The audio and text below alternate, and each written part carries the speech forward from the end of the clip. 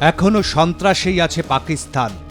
22 April Pahalgam হত্যাকাণ্ডের পর operation সিন্দুর করে পাকিস্তানের সন্ত্রাসবাদের কোমর গুড়িয়ে দিয়েছিল ভারত। দুই দেশের মধ্যে তৈরি হয়েছিল যুদ্ধ পরিস্থিতি, কিন্তু তারপরেও কি থেমেছে পাকিস্তান? না, থামা তো দূরস্থ। নির্লজ্জের মতো নিজের দেশের মাটিতেই ফের সন্ত্রাসবাদের চাষ করছে পাকিস্তান। সন্ত্রাস ছাড়া থাকতে পারে না পাকিস্তান, কারণ পাকিস্তানের এই সন্ত্রাস পাকিস্তানের অভ্যন্তরীণ রাজনীতিতে রসদ যোগায়।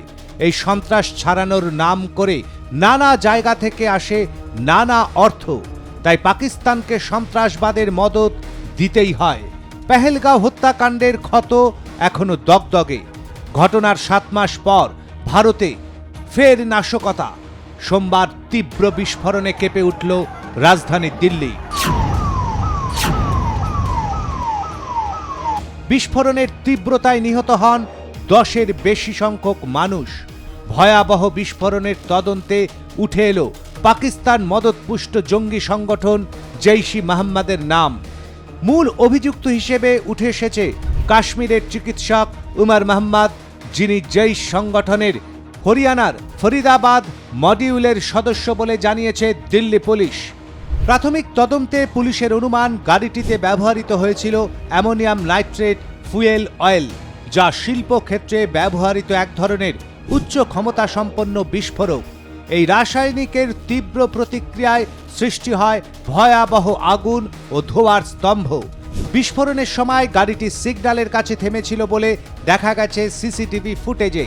মুহূর্তেই আগুন ছড়িয়ে পড়ে আশেপাশের 22টি যানবাহনে। কে এই উমর? 1989 সালের 24 ফেব্রুয়ারি কাশ্মীরের পুলওয়ামায় জন্ম উমরের।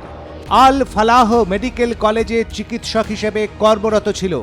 হোয়াইট কলার সন্ত্রাস মডিউলের অন্যতম সদস্য তিনি। এই ঘটনায় ইউএপিএ আইন, ভারতীয় দণ্ডবিধির খুন ও হত্যার চেষ্টার ধারায় মামলা দায়ের করা হয়েছে। তদন্তে যুক্ত রয়েছে কেন্দ্রীয় স্বরাষ্ট্র মন্ত্রকের তত্ত্বাবধানে এনআইএ ও জম্মু কাশ্মীর পুলিশ। পুলিশ জানায়, অক্টোবরে শ্রীনগরে জৈশ ও আনসার গাজওয়াত উল হিন্দের হুমকি পোস্টার উদ্ধার থেকেই শুরু হয় গোটা তদন্ত। সেই সূত্র ধরেই ফরিদাবাদের জঙ্গি ঘাঁটি উন্মোচিত হয়। মোট 8 জনকে গ্রেপ্তার করা হয়েছে। তাদের মধ্যে একজন ধর্মগুরুও রয়েছেন। লালকেল্লা বিস্ফোরণ শুধু দিল্লি নয়, দেশের গোটা নিরাপত্তা কাঠামোকেই নাড়া দিয়েছে। তদন্তকারীরা এখন খুঁজছেন এটি আত্মঘাতী বিস্ফোরণ ছিল নাকি সংগঠিত সন্ত্রাসী হামলা। দিল্লি বিস্ফোরণ নিয়ে শেষমেশ ষড়যন্ত্রের তত্ত্বেই শিলমোহর দিলেন প্রধানমন্ত্রী নরেন্দ্র মোদী। দেশের তদন্তকারী সংস্থাগুলি এর শেষ দেখে ছাড়বে। যারা যারা এই ষড়যন্ত্রের নেপথ্যে রয়েছে তাদের একজনকেও রেয়াত করা হবে না। ভুটান মঞ্চ থেকে মঙ্গলবার এমনটাই জানিয়ে দিলেন মোদী। প্রধানমন্ত্রী বলেন, আজ আমি খুব ভারাক্রান্ত মনে এখানে এসেছি। কাল সন্ধ্যায় দিল্লির ভয়াবহ ঘটনা আমাদের সকলকে ব্যথিত করেছে। কাল সারা রাত ধরে আমি সমস্ত কেন্দ্রীয় এজেন্সির সঙ্গে যোগাযোগ রেখেছিলাম। তদন্তে প্রাপ্ত তথ্যগুলি নিয়ে আলোচনা চলছিল। আমাদের তদন্ত সংস্থাগুলি এই ষড়যন্ত্রের শিকড় পর্যন্ত যাবে। যারা যারা এই ষড়যন্ত্রের জন্য দায়ী তাদের সকলকে বিচারের আওতায় আনা হবে। একজনকেও ছেড়ে দেওয়া হবে না। বিস্ফোরণের নেপথ্যে কী কারণ তা নিয়ে এখনো সরকারিভাবে কিছু জানানো হয়নি। পুলিশ জানিয়েছে বিস্তারিত তদন্তের পরেই এ বিষয়ে আলোকপাত করা হবে। তবে পরপর 2 নেতার বক্তব্যে এটা স্পষ্ট যে আপাতত নাশকতার তত্ত্বেই শিলমোহর দিতে চাইছে নয়াদিল্লি। দিল্লি বিস্ফোরণকাণ্ডের নেপথ্যে 26/11 হামলার মূল চক্রী হাফিজ সঈদ। তবে কি এই বিস্ফোরণ কাণ্ডেও হাত রয়েছে পাকিস্তান মদতপুষ্ট কুখ্যাত জঙ্গি গোষ্ঠী লস্কর-ই-তৈবার? ঘটনার কয়েক ঘন্টার মধ্যেই জোরালো হচ্ছে সন্দেহ। অপারেশন সিন্দুরের বদলা নিতেই কি হাফিজ উঠে পড়ে লেগেছে বলে সম্প্রতি বেশ কয়েকটি সংবাদ মাধ্যমে প্রকাশিত হয় খবর।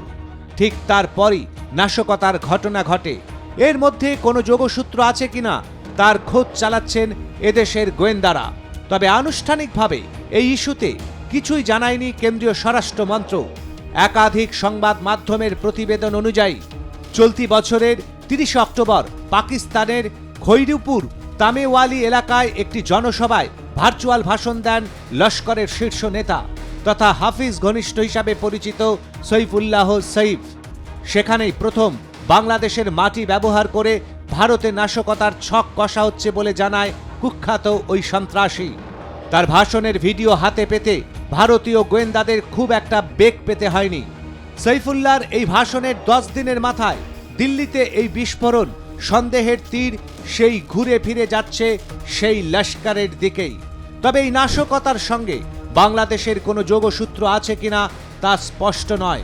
হাফিজের সংগঠনকে বাদ দিলে গোয়েন্দাদের র্যাডারে রয়েছে পাক মদতপুষ্ট আরও একটি জঙ্গি সংগঠন জৈশ-ই মোহাম্মদ। তবে কি ভারতের অপারেশন সিন্দুরের বদলা নিল হাফিজ? তবে পেহেলগাঁও জঙ্গি হামলার পরে যে কোনো ধরনের নাশকতাকেই যুদ্ধ হিসেবে ধরা হবে বলে নতুন নীতি ঘোষণা করেছিল নরেন্দ্র মোদী সরকার। দিল্লি বিস্ফোরণের ঘটনায় যদি পাকিস্তানের মদতে পুষ্ট জঙ্গি গোষ্ঠীর হাত থাকার প্রমাণ পাওয়া যায়, সেক্ষেত্রে পাকিস্তানের বিরুদ্ধে নতুন অভিযানে ভারত নামবে কিনা তা নিয়েও শুরু হয়েছে জল্পনা। ব্যুরো রিপোর্ট, আর প্লাস নিউজ।